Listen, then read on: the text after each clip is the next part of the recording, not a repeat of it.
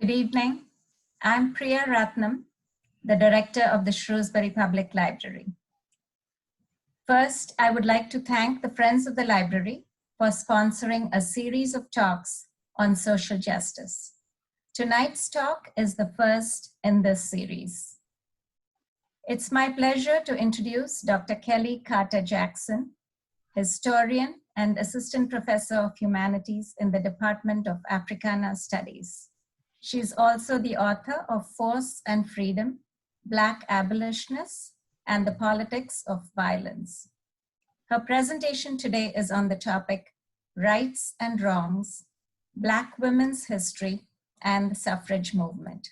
Welcome, Kellie. Hi. First, I'd just like to say thank you so much for me. Thank you to the Shrewsbury Public Library. This is really a treat for me to be able to talk about things that I'm very passionate about and feel really deeply about. I'm a historian, and so I love to tell history and I love to tell stories.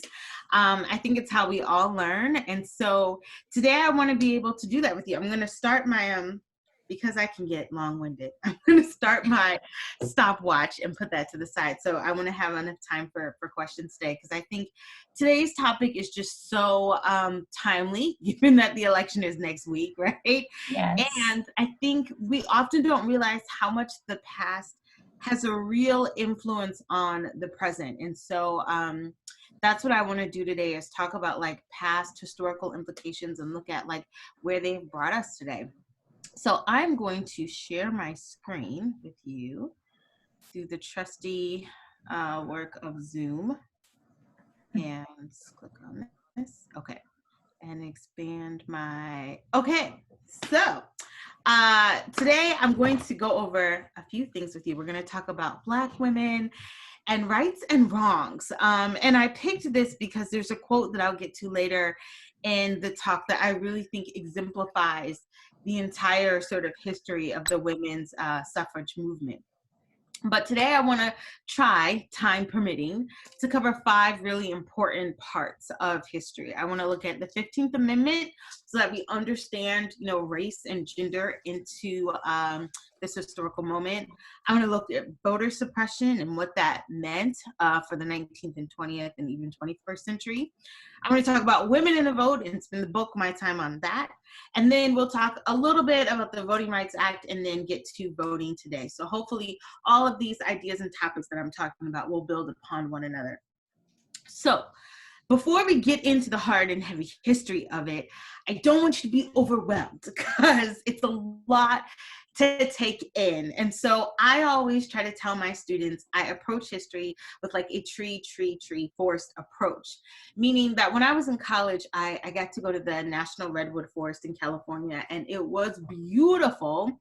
And I couldn't tell you in the forest which was the oldest tree, which is the biggest tree, which was the smallest tree, because that didn't really matter. What mattered was the forest itself and the experience of it. And so that's what I want you to take from history. I don't want you to get caught up in dates and names and places so much, but to remember the forest, like the larger lessons, the larger sort of moral of the story that I want you to get out of it. And that moral, or today's lesson, is really that voting is everything. Voting is everything. And we are really seeing that now more than ever. But every election is consequential. Every election is important. And that's because voting determines a lot about our lives. It determines not just political, you know, contests, but legal statutes and rights, social interactions, access and education. It frames our citizenship, how we understand our citizenship. And then even when we think about foreign relations, voting also plays a major role in that as well.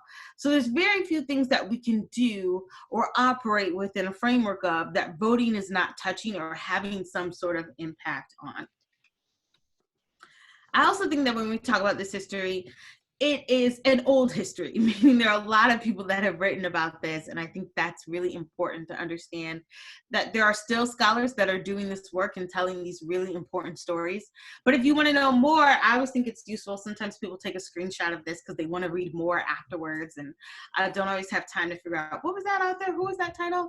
I really love One Person, No Vote by Carol Anderson. It just came out a few years ago. Really, really powerful. I just got, and I haven't completely read it, but Vanguard, which is Martha Jones's book, fantastic so far, just about how Black women have really made the movement what it was. And then you can also read about like the individual lives of other women that have helped to fight for suffrage, like Ida B. Wells, like Mary Church Terrell. Really excellent, excellent historical narratives that you can check out in your free time. So one of the things I always do in my classroom is I ask students, when were women given the right to vote? Which is kind of obvious because I teach at Wellesley. And so a lot of them know that, and they'll say 1920. And I'm like, yes, absolutely. Okay, so when were Black women given the right to vote? And they're like, 1920? And I'm like, actually 1965, if we think about the fact that all Black women could finally vote in 1965. And I think this is really important because it pushes back against this idea that I have up top, which is all the men are Black and all the women are white.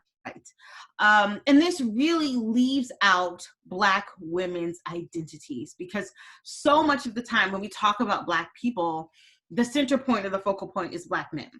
And so much when we talk about women, the center point or focal point is white women. And so pushing back against these ideas, I really want my students and the larger public to understand that, yes, Black women exist, right? And that we add a completely different narrative to a lot of the histories that we study in school. And it's so important that these narratives get included to complicate and also be inclusive of women who are at the forefront of these movements and ideas when it comes to suffrage. So first things first, I want to talk about the history of the 15th Amendment, and we won't spend too much time here, but I think it's a good sort of precursor to understand what's happening before the 19th Amendment. And that is the Civil War comes to a close, and you have a period called Reconstruction, and there are three major amendments that get added to the Constitution. The 13th Amendment, which basically abolishes slavery, and I put except in the form of incarceration because that's really important. That's the documentary 13th, if you want to know more about how prison sentences or criminality is sort of a caveat that gets added onto the 13th Amendment. But for the sake of this talk, it abolishes slavery. For the 14th Amendment, it grants citizenship. And the 15th Amendment guaranteed that no American would be denied the right to vote on the basis of sex. And this is really the first time, on the basis of race, sorry, not sex, on the basis of race. And this is really important. I want to show you like Article 15 from the Constitution. This is the right of citizens in the United States to vote should not be denied or abridged by the United States or any state based on race or color or previous condition of servitude. So it's being very explicit about we are given Black men in particular the right to vote. And when this happens, it's a huge deal, understandably so, because you have people who were enslaved in one year, and the following year, they're voting in elections for the very first time. Whether they have literacy or not is also really interesting. But we see that free men, particularly in states like South Carolina, are voting in the droves. States like Georgia and Alabama, Black men are voting for the first time. And we see something really radical happening during this period of Reconstruction, this period where the country is trying to get its bearings and reckon with the legacy of slavery. And we see someone like Thomas Miller of South Carolina who talks about this moment of Reconstruction, which is often sort of like, relayed to students as a failure, but really was quite successful in giving Black people an extraordinary amount of political rights and political enfranchisement in a short amount of time. And it's also interesting because in no other country in the Western Hemisphere has something like Reconstruction, has something like enslaved people going from freedom to not just voting, but holding political office in a very short amount of time. So Thomas Miller says, we were 8 years in power. We built schoolhouses and established charitable institutions. We built and maintained the penitentiary systems and provided for the education of the deaf and the dumb. We rebuilt ferries. In short, we had reconstructed the states and placed it upon a road to prosperity. And he's talking about how in this moment, Black people don't have supremacy, not by any stretch of the imagination, but they have influence. They have political influence to determine what they want their towns and their cities and their states and their communities around them to look like for the first time ever. And it's also interesting because Du Bois thinks of this moment, and he writes in Black Construction, you know, if there's one thing that South Carolina feared more than bad Negro government, it was good Negro government. And the reason he's saying this is because this was the ultimate threat to white supremacy. So that if Black people had come into office and had gotten the vote and they were completely corrupt and they turned everything into shambles, then it would be a great way for white people to point at Black people and say, look at this, we gave you freedom, we gave you this, and look what you did with it. But on the opposite, we see that Black people thrived and were able to establish their communities and build schoolhouses and take care of the poor and take care of the infirm. And that in and of itself, putting Black people on a proper road to equality and equity, was the greatest threat to white supremacy. It proves that white people were indeed not supreme. And so this causes a lot of violence. And if we think about, you know, what happens the year that Black men are given the vote, well, the KKK begins. A lot of the race riots that you see taking place at the end of the 19th century are in a direct result to the political enfranchisement and the 15th Amendment voting rights for Black men. If you think about the fact that President Grant has to send in troops to suppress the Klan, this is 1872, to basically make sure that Black people are ensured the ballot without, you know, any sort of threat to their or bodily harm in their attempts to vote. Radical Republicans, though, are fading away. You know, the people that were so instrumental in bringing about the 13th and 14th and 15th Amendment, your Charles Sumners and your Thaddeus Stevens, and pushing forth really progressive, or what we would consider progressive legislation like the Civil Rights Act. These people are dying. They're old and they're dying. And so they're having less of an influence on a world that is still changing around them. And then when we think about the 15th Amendment, it's also important to talk about this. For the first time, it introduces gendered franchise into the Constitution. And this really severs a lot of the relationships that feminists had with not just radical Republicans, but African Americans in particular. So one of the things we should talk about is the fact that while Black people are pushing for their rights, Black women and white women are also working alongside them to push for women's rights as well. And when Black men are given the right to vote before white women, this is sort of a deal breaker. Actually, not sort of. It is a deal breaker for a lot of white feminists who believe they should have been entitled to the vote before Black men. So we see someone like Frederick Douglass, who has a wonderful bestie relationship with someone like Susan B. Anthony. They're no longer on speaking terms after the 15th Amendment. So Susan B. Anthony, Elizabeth Cady Stanton, they start to shift their tactics when they see that they will not also be given the right to vote. Stanton says she's going to appeal to Democratic politicians. This means working with former slaveholders and Southerners to affirm beliefs of Black inferiority and to say, no, these people are not deserving. They're not deserving of the vote. And in 1868, she wrote an editorial in her newspaper, The Revolution, and stated, quote, "Think of Patrick and Sambo and Hans and Young Tongue, who do not know the difference between a monarchy and republic, who never read the Declaration of Independence or Webster's spelling book, making laws for Lydia Marie Childs and the Christian Mott and Fannie Kimball." And so this to her was ludicrous. She could not reconcile Black men being able to have the vote before her, but even more so, she couldn't really reckon with Black humanity and the idea that Black men were equal with white men in this sense.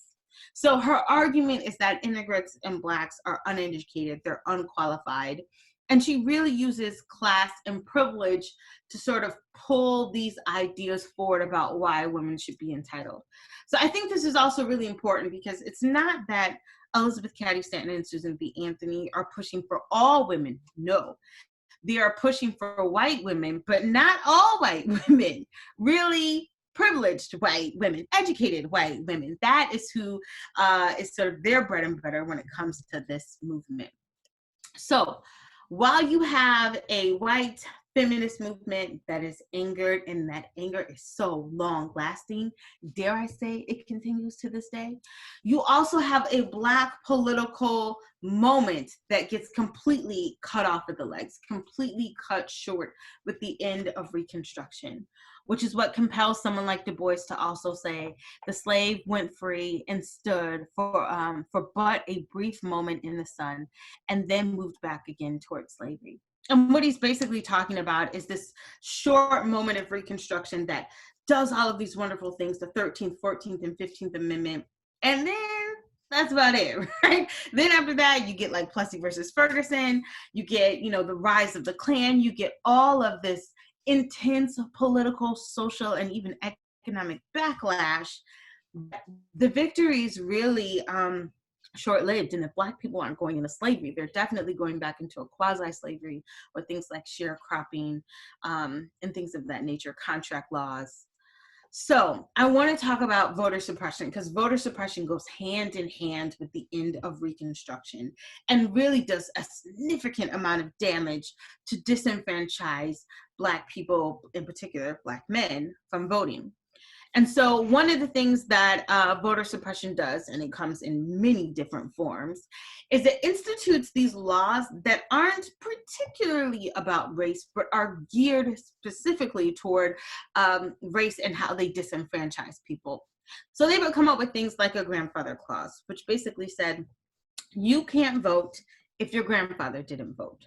Well, if you're Black in the end of the 18th century and your father was maybe the first to vote in his generation, or maybe you're the first to vote in your generation, then putting something forth like a grandfather clause pretty much ensures that you would not be able to vote. There are things like the poll tax that required paying a fee in order to vote. Could you imagine paying a fee to vote? Literacy tests that said you have to be able to read and write in order to vote. You have understanding clauses, good character clauses. If you were found drunk, maybe you couldn't vote. They had one-party primaries that were all white.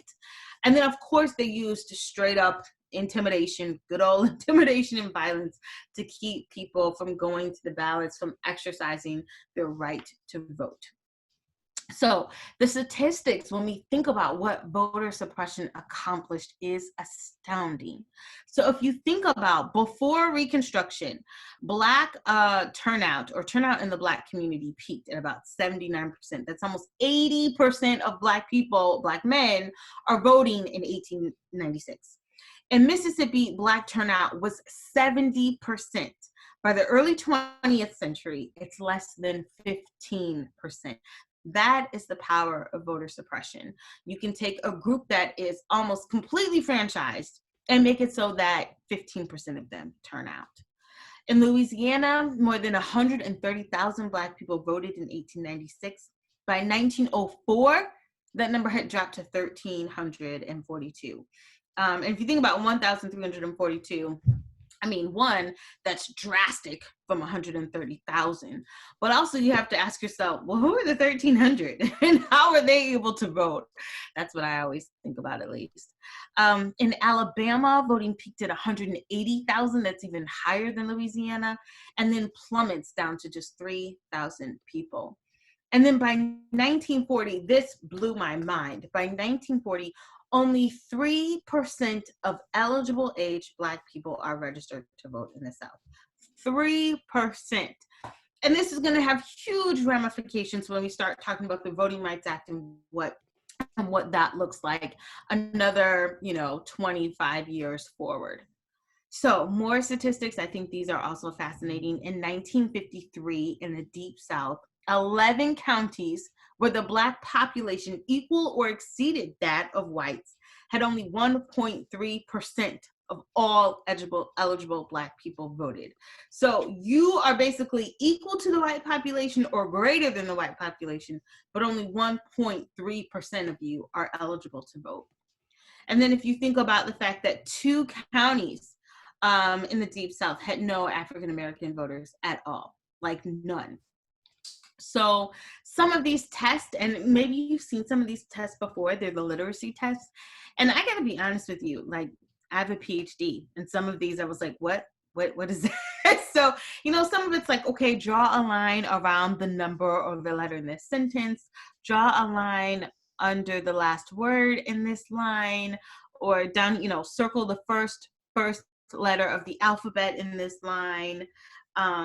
Above the letter X, make a small cross. So these are meant to be confusing, and also they're timed. So it says, do what you are told in each statement and nothing more and nothing less. So an absolute answer is all that they will accept. Be careful, as one wrong answer denotes a completely failed test. You've got 10 minutes, go right ahead. So 10 minutes to complete this long list. And the questions, it might be more. It might be 20 questions. It might be 30 questions. But it was intended for you to fail. There was no point in taking a test like this. And dare I say, even if you had all the correct answers, I'm pretty sure they would still deny you because the point was to block you from voting. So some questions were completely ridiculous. The registrar's office in Mississippi would ask, how many bubbles are in a bar of soap? Like, well, it depends. Is the soap wet? Is it not wet? Like, is this lathered soap? Like, but that's an absurd question to ask. But these are the kinds of things that would be put before Black male voters to keep them from exercising their rights to vote. And all of these laws, this is really important, were completely legal. They were all completely within the confines of the law. So the poll tax, I think we don't realize how much the poll tax was completely devastating economically for Black voters. First, because there are like backward rules about when and where to pay the tax. Some laws basically said, okay, you pay your poll tax to the sheriff, which what Black person is gonna go see the sheriff? Another thing about the tax is that it was cumulative. So let's say you're like, well, you know what? I can't afford it this year. Can't vote this year, but maybe I'll vote next year, or maybe I'll save up and I'll finally get the money.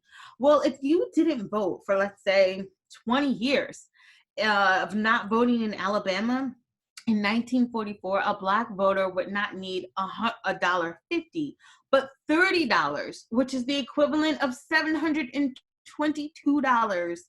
in 2016.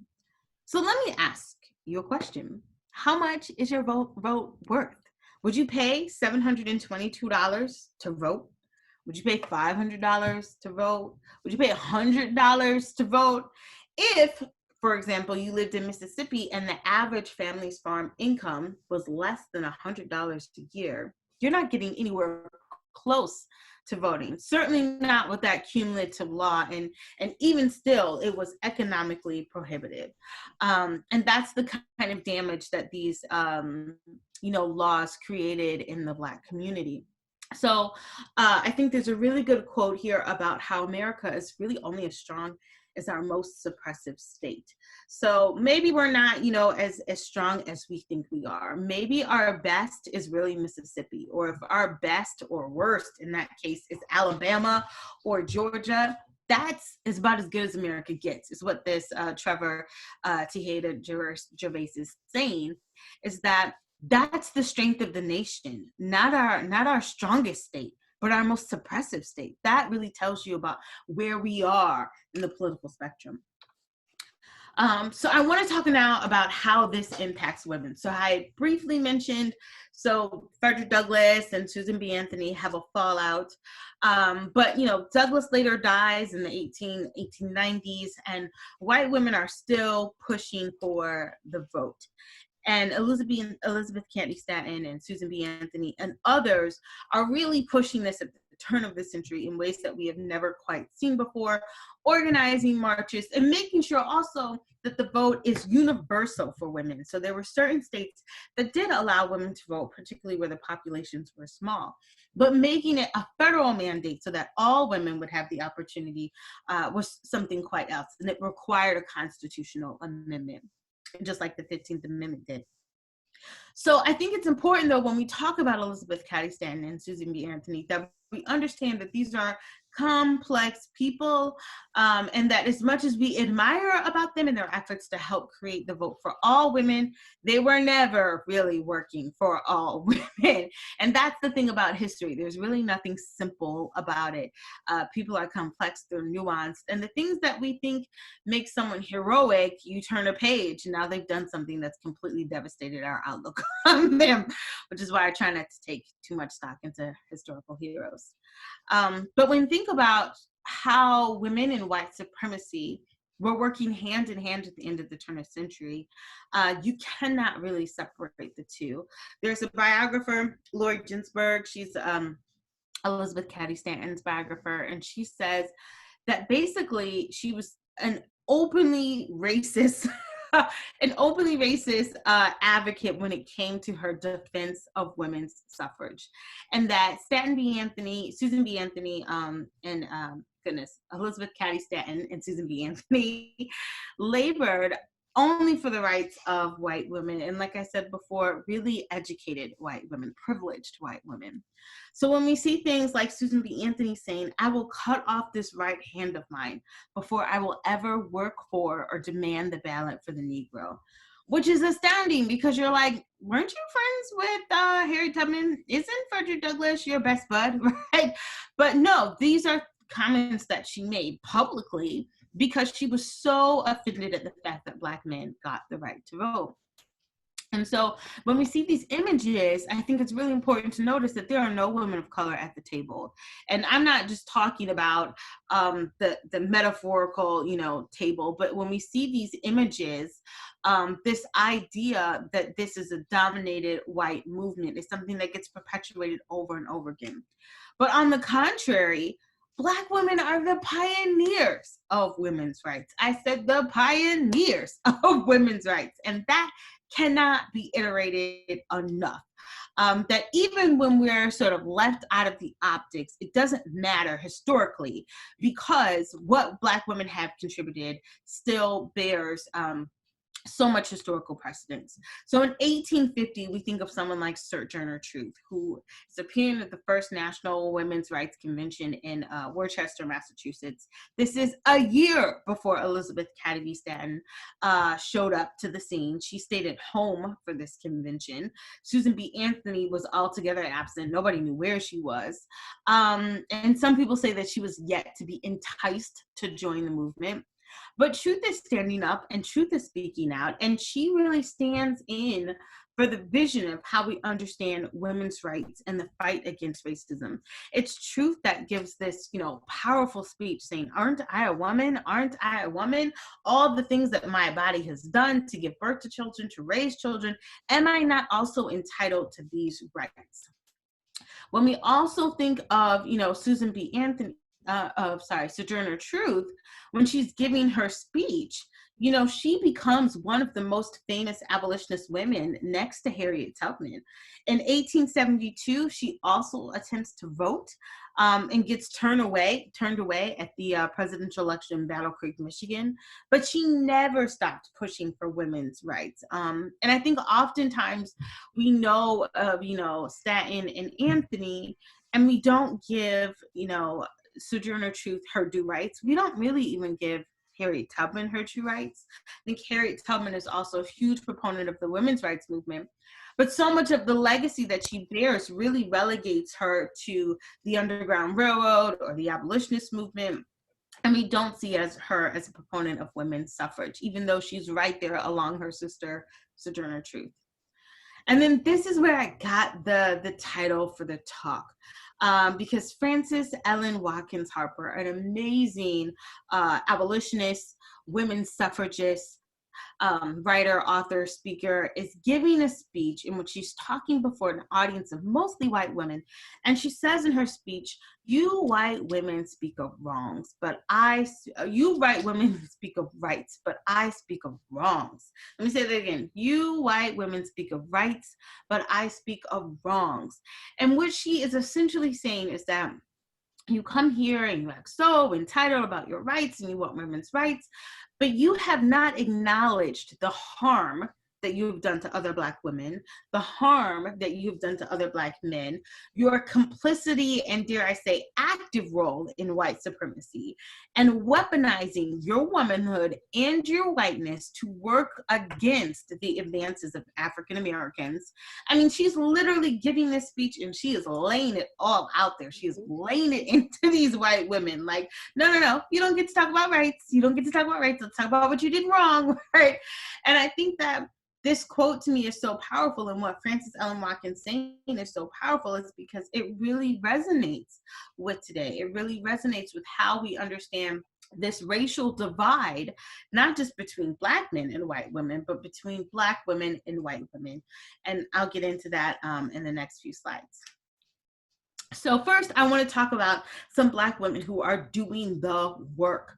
So Coralie Franklin Cook, an amazing women's rights leader, suffragist. She lives from 61 to 1942.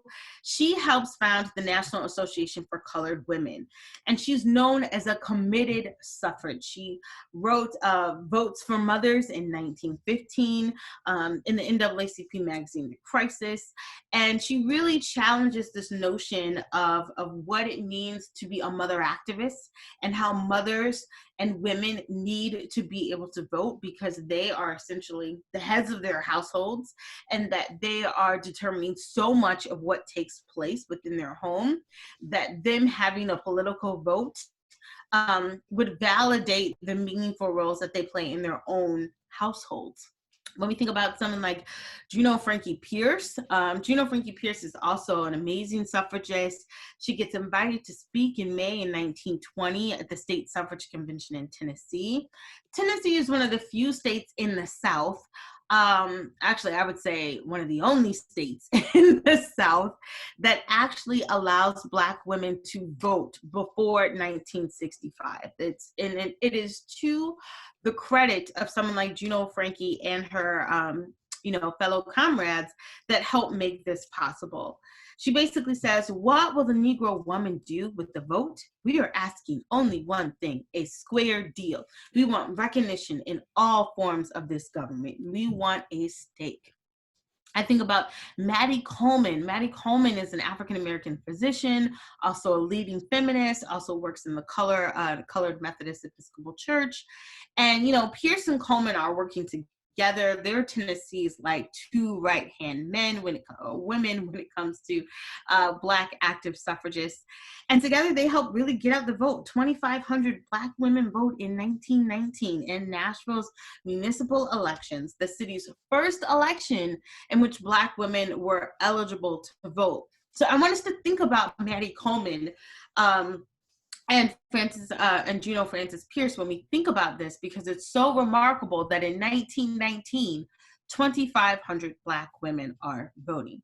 Not all throughout the South, but in Tennessee, which is definitely a Southern state. And, Tennessee is also the same state that Ida B. Wells, had to flee because of mob attacks when she wrote about lynchings that were taking place in her state. Ida B. Wells, too, is a powerful Black woman from Tennessee who's speaking out against voting rights and women's rights. And so when we think about, Ida B. Wells, she is most popularly known as being an investigative journalist. She did a lot of reporting for the Crisis for the NAACP, talking about lynching. But really, when she comes to Illinois, she works with white suffragists, and she founds the Alpha Suffrage Club. And it's the first suffrage club specifically for Black women. And so these Black women come together, they canvass neighborhoods, they educate people on causes, they let them know about the candidates. They helped elect Chicago's first Black alderman, which is the first, elected political official of a Black man. And in 1913, Wells and other activists also traveled from Illinois with their own delegation to march in Washington during the historical suffrage parade. And I think we've seen images of this parade before, 1913, the Women's March. And in it, it's interesting because, you know, yes, these pictures are black and white, so we're not often able to see, you know, the presence of Black women, but Black women were there. Oh, that's a typo I see in my, don't disregard the typo. That is Women's Suffrage March. But yeah, Black women are there, and they are making sure that they have a seat at the table as well. And so much of their stories get left out because we think of this moment and this movement really as a white woman's charge and not something that is much more inclusive. But we know historically that it's Black women that have led the charges, not just in women's rights, but even in the abolition of slavery. Frederick Douglass says very clearly that it's Black women that we have to thank for the end of slavery. It's their cause. They're the ones who are the most invested in making sure that the institution of slavery is abolished. So we see, you know, white women, again, the optics are very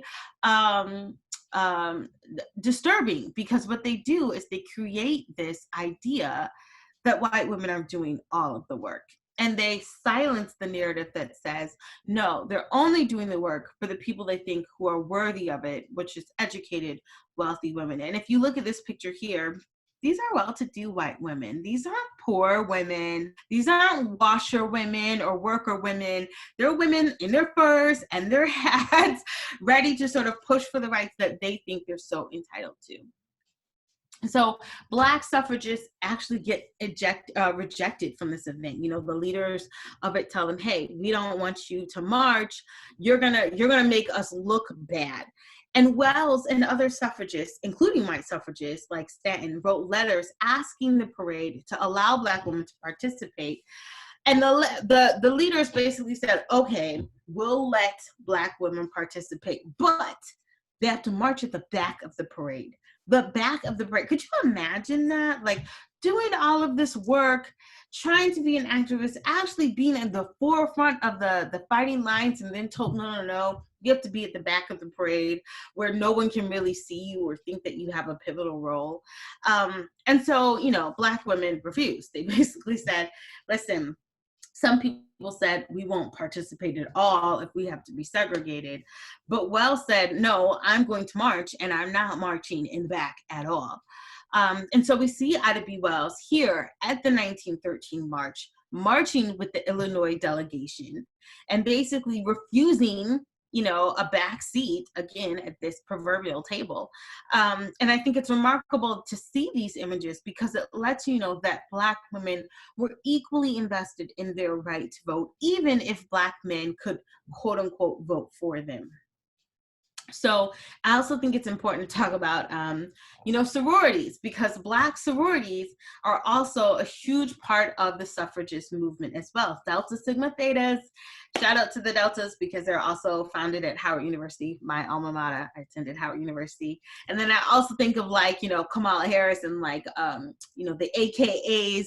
Black sororities right now are so galvanizing people to come to the polls and to make sure that they vote and to register people to vote. And that's because they've been doing this work since their inception, since their foundation. So Alice Paul, she's a white participant, and she says, quote, as far as I can see, we must have a white procession or a Negro procession or no procession at all. But despite all of this, the 22 founders of Delta Sigma Theta sorority marched. And it was the only African-American women's organization to participate, the only one. And the group gets founded in January 13th of 1913, like I said, at my alma mater, Howard. And this is a major contribution because this is the sorority's first major public act in defiance, you know, to their white sisters who are basically telling them, no, either have your own march or don't march at all. So I know I'm like short for time. I still have so much more to cover. But for those of you who are interested and really want to, find out more about these women or read about the Deltas or the AKAs, or read about Sojourner Truth or Mary Ann Shadd Cary or Harriet Purvis or Frances Ellen Markham Harper's or Ida B. Wells or Carrie Langston, who was the grandmother of Langston Hughes, or Josephine St. Pierre Ruffin or Mary Church Terrell or Anna Julia Cooper. Like the list goes on and on and on. I highly encourage you to check these women out, because they are the mothers of the movement in a lot of ways, the mothers of the movement, because I think you cannot have a suffrage movement that will not be inclusive. And so for a lot of people, the white women's movement for suffrage feels illegitimate because it was never intended to bring everyone into the political enfranchisement, arena. It was still exclusive. And so we have these women to thank for not just progressive ideas about how women should operate, but also progressive ideas about how all women should be treated. So I want to move to point 4, which is the Voting Rights Act, and I won't spend too much time here, but I do think it's important that we connect, historically, these real bridges from moment to movements, from looking at the 19th century and the 20th century, and how Black women are once again at the helm of creating voting rights for all people. So when we think about Fannie Lou Hamer is probably one of my favorite civil rights activists. She suffered so much. When you talk about her life is one of hardship, growing up as a sharecropper in poverty, and then her father is actually able to make a little bit of money and do well for himself. And then later we see that a lot of that, provoked jealousy from other white farmers, and that the little bit of wealth that he created gets stripped from himself. But we see that Fannie Lou Hamer is the first to speak up Black woman at the 1964 Democratic National Convention. She is pushing for Mississippi Freedom Summer to get as many Black people registered to vote as possible. She is a founder in SNCC, the Student Nonviolent Coordinating Committee. And she's basically saying, this is what we want. This is what we need. We need an end to these all-white primaries.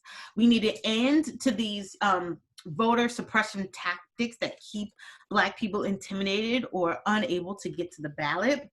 And it's through her efforts that we have something like the Voting Rights Act of 1965. When we think about Bloody Sunday in Selma, Alabama, most people are familiar with John Lewis because his story is so powerful and so remarkable. But he is certainly not the only one who got beat up that day, and they did not spare violence for women either. Black women were constantly attacked by the police as well because they were in attendance, and the police did not see any difference between Black men and Black women. You were just a protester, or in their minds, a thug or a looter. So when we see these images of the cops in Selma, Alabama, I think it's really important to see images that look like this, where you see a Black woman, who's been knocked out cold from the police. You see Black women have been, literally had their clothes thrown about and stripped from them from white police officers who did not think that they should be spared the violence of that day. Even children. You see a woman who's been passed out, hit by the cops here, but you also see a child who looks no more than maybe 8 or 10, fighting with the police, being manhandled by the police. So children were not spared either. But the thing that is so empowering about Black women is that when they fight for their rights, they fight for the rights of everyone. That Black women have never historically pushed for an idea that did not benefit everyone around them, that did not benefit men and women and children, white and Black and brown, and so forth and so on. And so it makes their contributions all the more powerful, even though when we tell these narratives, women are often sort of sidelined or either written out the story altogether. It's always the men that we see, shaking hands and making the deals. But please know, none of these deals could be made without the contributions of Black women. So to voting today, making it through. So when we talk about voting today, there are 2 things that I really want you to understand. One, Voter suppression is still with us. There is still voter suppression. And it takes place in different forms, but it still exists. And if you think about the fact that, and I know this word is so overused, but unprecedented, the fact that we are in an unprecedented pandemic, that there is unprecedented, again, there's that word, voter turnout. And that, can you imagine an election that's this consequential, which will take place, which is taking place now, not just next week, but really now in all of the states that have voting, early voting. And can you imagine the lines? You know, I was listening to NPR and they had interviewed two women from Georgia. One woman waited 8 hours to vote. Another woman waited 10 hours to vote. And I don't know about you, but like these people are standing. Some of them are going to their cars to get, you know, chairs or to take breaks, or they've got water with them. They've got backpacks of food and supplies with them. One of the encouraging things I did hear about the woman that waited for 10 hours to vote was that she said everyone was in a really supportive mood, that there was a lot of solidarity, and people would say, no worries, I'll hold your spot, run to the bathroom, I'll hold your spot, go to the car and charge your phone, I'll hold your spot. You know, like there was a lot of camaraderie. But once again, we have to ask ourselves, why are we doing this? Why are we waiting 10 hours, 12 hours all day to vote?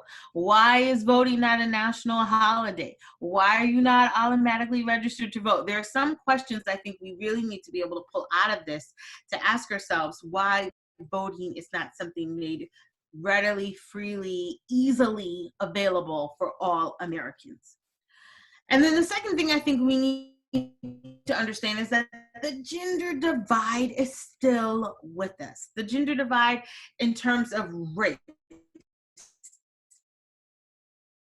in terms of white women and women of the very next day, you have the Women's Rights March or the Women's March. And it's interesting that there are hundreds and thousands of women, dare I say almost millions all over the world, but in the United States in particular. And the interesting story, there's two things. One, pundits, political pundits, and basically scholars as well, that Trump had 52% of women's votes, white women's votes. 52% of the vote came from white women. I had a friend who said to me, yeah, I'm thinking about going to the Women's March, but I think I'm going to stay at home. And I said, she's a Black woman. And I said, why are you going to stay at home? And she said, because I didn't do this. Because I didn't do this. I did not put him in office, right? And so I saw this, you know, cute picture where it's like there are white women there and they're like, yeah, we're voting against Trump. And then you see the Black woman that says, don't forget, white women voted for Trump. That there's still this really skepticism about Black women and white women, and how, you know, so much of creating rights for white women has also been based on this idea of white supremacy. And so this is a really like wordy slide. I tried to figure out how to cut it, but in the short amount of time I have, I think I just want to raise some important points that Stephanie Jones Rogers, she's a historian, a professor at Berkeley, raises in her book, They Were Her Property, to really connect the past to the present. And she says that beginning in the colonial period, like whiteness has always had a value that being a woman did not have. And so when given a choice, she makes the argument that white women overwhelmingly choose to be empowered by their whiteness, that they will embrace white supremacy above anything else. And she says, you know, political pundits will say, oh my gosh, they're voting against their interests because they see them as female voters first. And she says, no, no, no, they are voting in their best interest. They're voting as white people, not as white women, but as white people. And so she talks about how, like in the 1920s, let's not forget, over 500,000 women joined the Ku Klux Klan. There are photographs of white women smiling at the bodies of desecrated men that have been lynched, Black men that have been lynched. There are white mothers who are largely responsible for the efforts of school desegregation in the civil rights movement. And then Jones Rogers says, you know, saying that white women are the foot soldiers suggest that men design it, men develop it, men carry it out. Just no, white women are the architects. They're sitting, once again, at the proverbial table when the system is developed and tweaked and devised. They are both the architects and the foot soldiers, the thinkers and the doers. And that is because it's incredibly impossible to separate white women and their whiteness or white supremacy, however you want to explain it. And so when we look at, white women's power over time throughout history, past all the way through the present, we see how they've acted as slaveholders, selling off the children of their masters, children, essentially. We see how they've joined the Klan. We've seen how they've pushed back. I don't want my children going to school with your children. I mean, think about busing in Boston, right? Like, this is led by white mothers. Even if you think about the overall policing, the term Karen or Becky, which has become like a racial pejorative to describe a white woman who is constantly policing the actions of people of color. So I say all this to say that when we think about power in the hands of Black women, it looks vastly different because Black women are not invested in some sort of idea of Black women supremacy, but equality for all. So that when you get the first Black woman in Congress, Shirley Chisholm, she talks about like what it means to be a woman, to be Black, and to occupy a political seat, again, at the table. And she says that I'm a national figure because I'm the first person in 192 years to be at once a congressman, Black, and a woman proves, I think, our society is not yet either just or free. Our society, like my position right now, the fact that I'm the first person in Congress to do this says that we are not just and we are not free, because one person does not create a rule. One is like usually the exception. So, we look for patterns in history. We look for things that repeat themselves over and over again. And so I think it's always important to point out the exceptions versus the rule. But when we see Black women come into power more and more, we see that the changes that they're pushing for are often to benefit the poor, to benefit the uneducated, to benefit those who have the least amount of access to power. We see that in this past, election in 2018, a record number of women of color, trans women, indigenous women, Black women, Muslim women that have come into political office. And dare I say, it has changed the way we have thought about what it means to be a woman of color, or a woman in particular, in power. And then we have someone like Stacey Abrams, who, really loses her election in Georgia unfairly. We can debate that, but I believe unfairly. And then is really leading the way for voters to fight against voter suppression. And she has this organization called, the Fair Fight Action. But I think it's important to talk about Stacey Abrams because she represents a long history of Black women doing this work, of Black women making sure that everyone gets a fair fight when it comes to their ballot and their ability to be able to elect elected officials. So I'm going to end with, how are we on time? We're okay. We're a little okay. I'm going to end with talking about Black senators and how we think about the Senate today and political power. And that is the fact that I think it's interesting that the Senate now has more Black members than ever in its history. And that number's 3. There are 3. That's it. That is it. And I say all this because out of the 2,167 U.S. senators, when we think about over time, how many of them have been African-American? You have Hiram Rubbles and Blanche K. Bruce and Senator Edward Brooke from Massachusetts and Carol Moseley Braun from Illinois and Obama. And then, fast forward to today, that's it. That is the entirety of a Black United States senator out of 2,167. That is the total. And not only have we had, a smattering of Black people, but only 2 of them have been Black women. So I want to ask you the question, 10 total, is 10 progress? Is 2 women, is that progress? What would real progress look like? So I often say to my students, you know, progress is not just like a Black president, Barack Obama, and a possible Black VP with Kamala Harris, but progress is really like this all the time. All the time.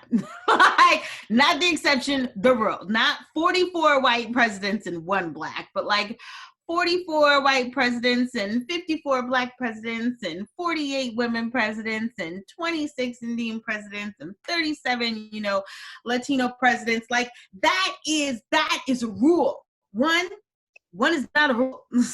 I want to keep that in mind.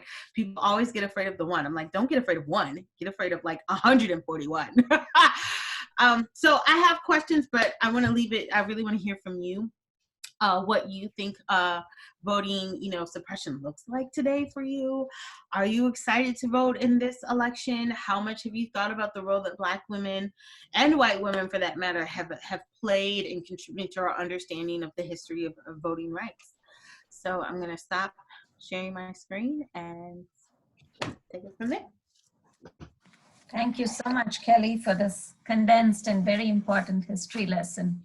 If anyone has any questions, please unmute yourself and ask, or put it in the chat.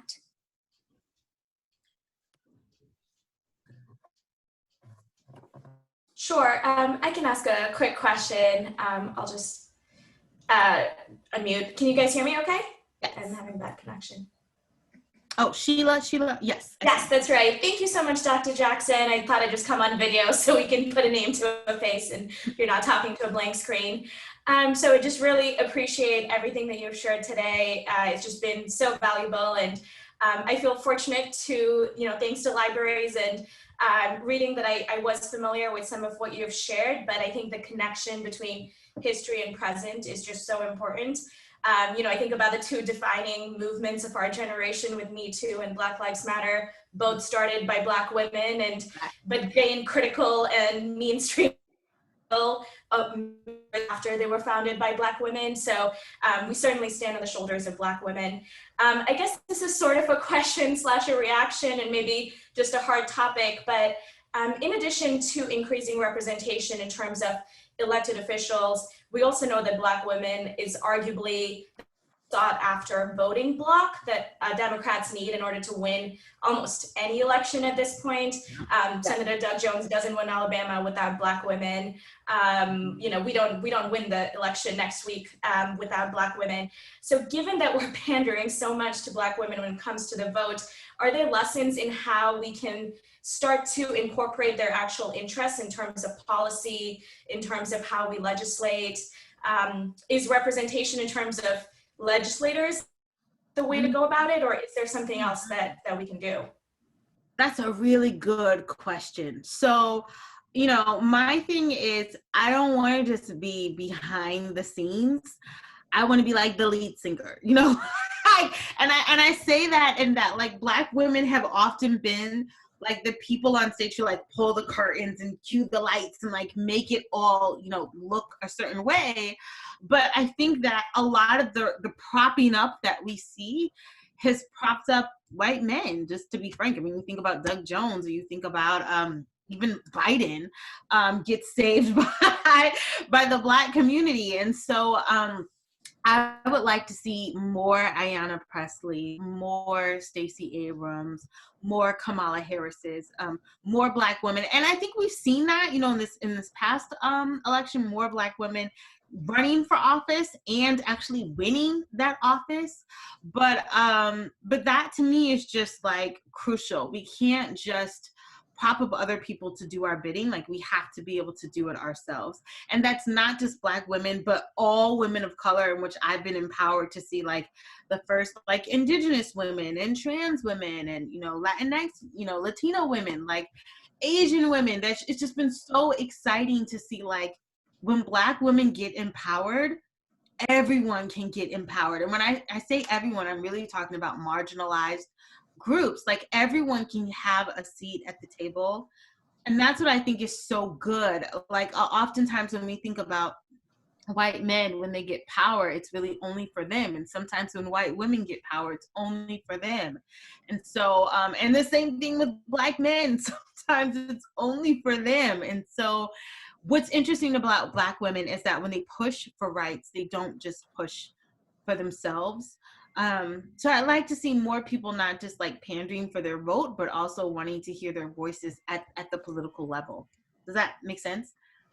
Yeah, absolutely. I couldn't agree more. Thank you so much, Doctor. Thank Just you. quick shout out, my mom's the director of the library, so also feel fortunate to be invited to this session. So thank you guys. I love it. Thank Joining you. us from California.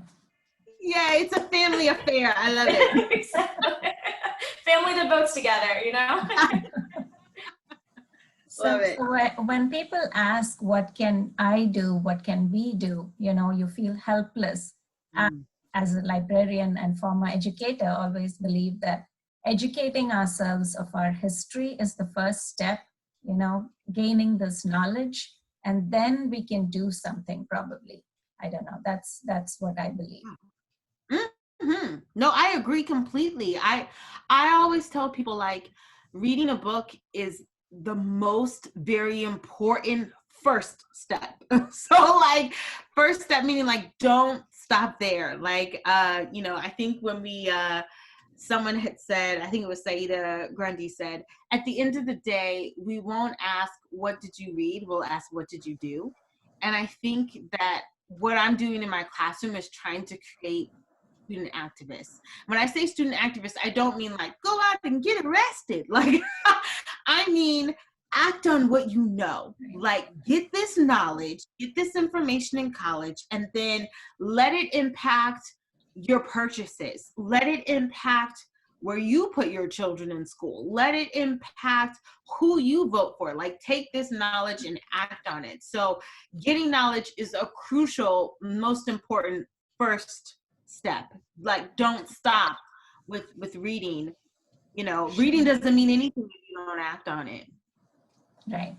And the second best thing to reading is, of course, inviting wonderful speakers like you who can teach us. Thank you. It's been a pleasure. Thank you. Does anyone have any other questions?